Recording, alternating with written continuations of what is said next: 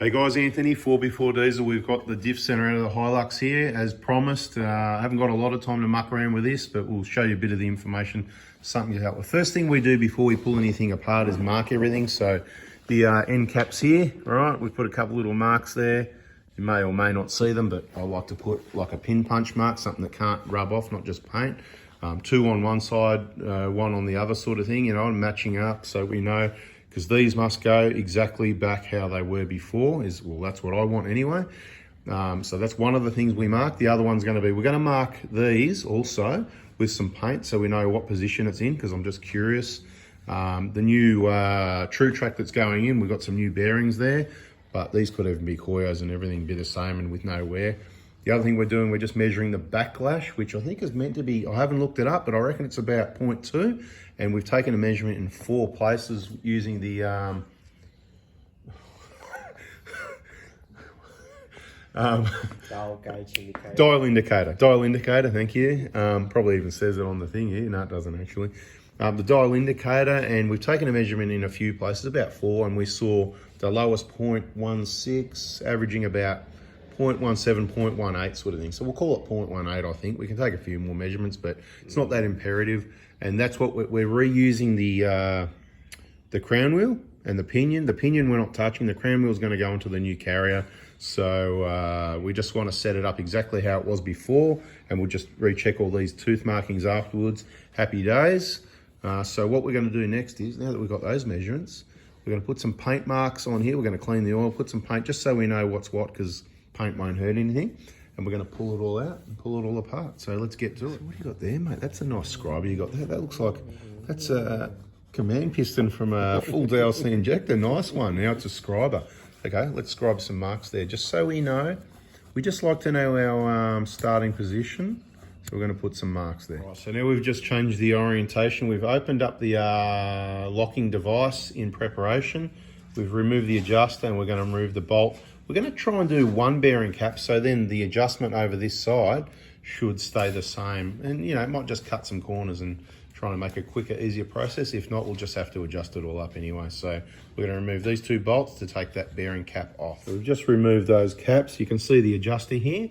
Now we're just turning a tool so that we can unscrew that, and basically, look, that'll lift straight off, but you know, we're just going to unscrew it just to, you know, for good practice. Okay, so we tried, we failed. So what we're going to try and do is not touch this side, but you need to take both sides off for it to lift out. You can't get enough angle to get it out of position. So we're going to remove the other side over here like we did this side. Right, so now we've got the carrier out of the way, the pinion's there. Like I said, we're not touching the pinion, so there's nothing to see here. It's probably got an awesome quality Koyo bearing in there. Plenty of oil changes. That's what protects all those components and must, between the Toyota engineering and the lubrication, that'll just like last forever, yeah, until the pinion seal leaks by bad luck by getting mud in there. Those mud equals money bog holes, beware of those.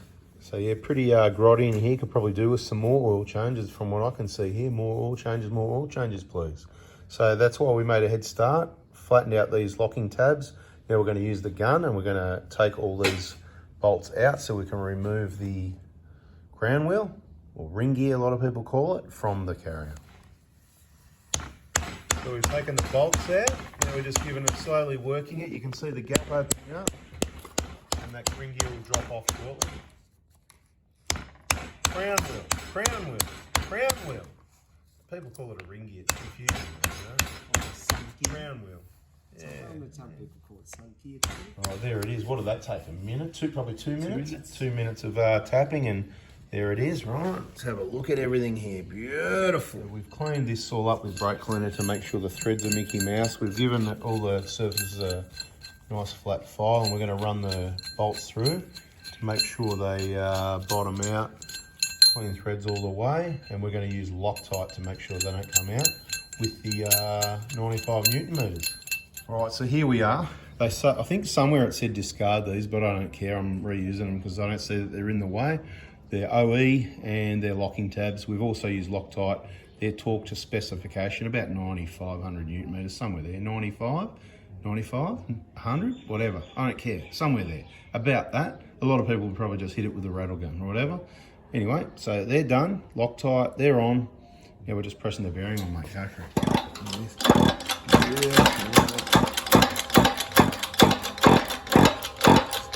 It's got to be all the way home and all the way and some, 100%. We're pressing on the inside of the bearing. When you press a bearing, you can't press the outside. You've got to press the inside. I'll show you what we mean. Let's release this to show everyone where this was making contact. You hold that bit, you hold that bit, I'll hold this bit. Just to show people so they don't wreck their bearings. Then I'll show you the part number of the bearing again that I was supplied. Doesn't mean it's right, it's what I was supplied, okay. Now this is the thing we've got to check to make sure it's all the way, because this ring is thicker and this bearing, it's a different part number to what was on the original Toyota carrier.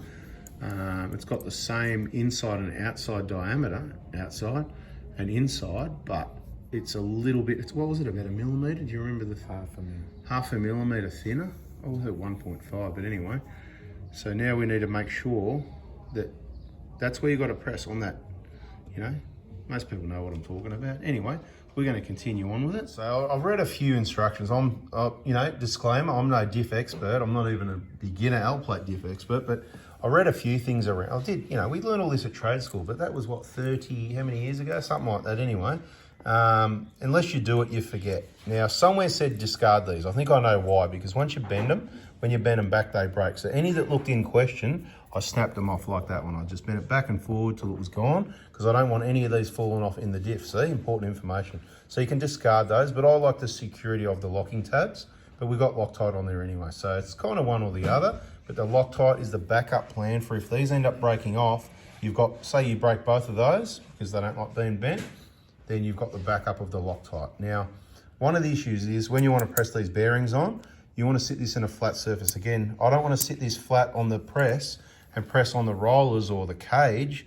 So we've got a little special space, so wherever it went, here it is. Here's one of them anyway, right? See things like this, right?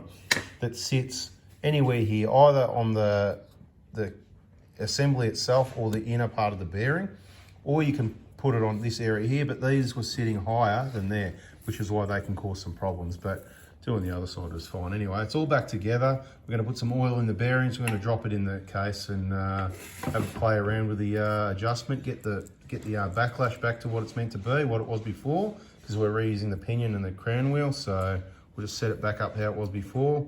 A little bit of preload, bada bing, back together in the car, and it's Burnout City. No, of course not. It's, what was it? Ultimate traction on the tracks. I'm sorry, I know we got busy, we set it all up, we adjusted the backlash and set the preload, and I'm not really that good at it, so I don't even want to really tell you the way I do it, to be honest. So keep doing your homework, and if this works out, maybe I'll give you some more info in another video down the track when we do the next one, because you might want one as well. So it's back in, the diff center's back in, the drive shaft's back in. As I said I would, I'm going to replace the two seals. So there's the part number for this Hilux, the rear of this Hilux. That's the seals in a bag. Expensive little suckers, aren't they? At 20 odd bucks each or whatever. So yeah, we're going to replace those right now. Axles are going in, put it back together, and then we'll do some tests and make sure it's all working the way it's meant to. And there'll be more videos on both our YouTube channels showing you how this thing works out. And I will honestly tell you, I've paid for it. Nobody's given it to me or anything like that. And I'm going to tell you whether it was good, bad, or otherwise. And you know I'm fussy, so you'll get good feedback. So subscribe, turn the bell on, and we'll finish putting this back together and catch you on the next video. See ya.